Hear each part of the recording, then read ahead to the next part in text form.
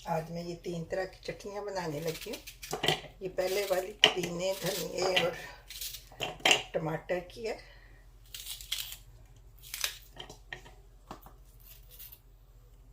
इसमें एक बड़ा प्याज मैंने डाला,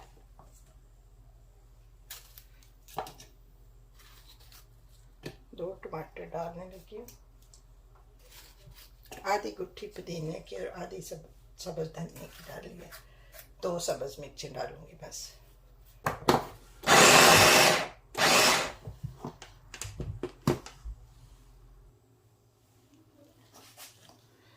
मेरा चॉपर थोड़ा छोटा है, मुझे 2 दफ़ा में करके बनानी पड़ेगी।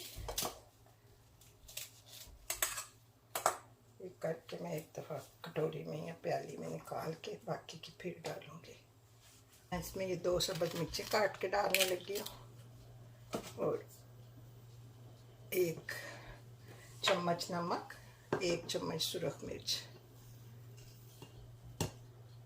और ये 1 टीस्पून लेमन जूस है। इससे इसका रंग बड़ा अच्छा रहता है। ये चटनी हमारी रेडी है।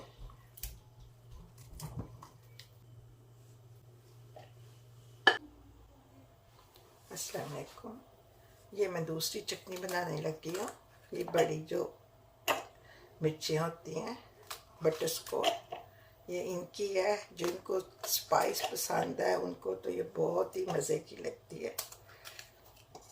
किसी भी चीज़ के साथ आप खाओ, दाल के, किसी सालन के, खाली पराठे के साथ तो बहुत मज़े की लगती है।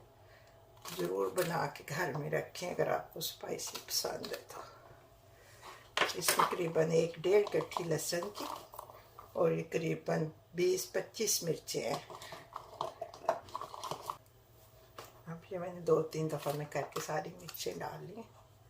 इसमें नमक भी ज़रा ज़्यादा जाता है, करीबन 1 टेबलस्पून भर के आप नमक डालें तो फिर ये काफ़ी देर फ्रिज में 10-15 दिन भी पड़ी रहे, कुछ नहीं होता, इनको ख़राब नहीं होती। किसी टाइम चाय के साथ आपका कुछ दिल कर रहा है, ब्रेड टोस्ट करके उसको भी सिर्फ लगा लें हल्का सा बटर और ये चटनी लगा के खाएं, बड़ी मज़े की लगती है। आप भी बनाएं। अगर आपको पसंद है तो ज़रूर मुझे बताएं प्लीज़। ये अब मैं तीसरी चटनी बनाने लगी हूँ जो धनिए हम दही में डालते हैं, सब्ज़ धनिए और मिर्च की।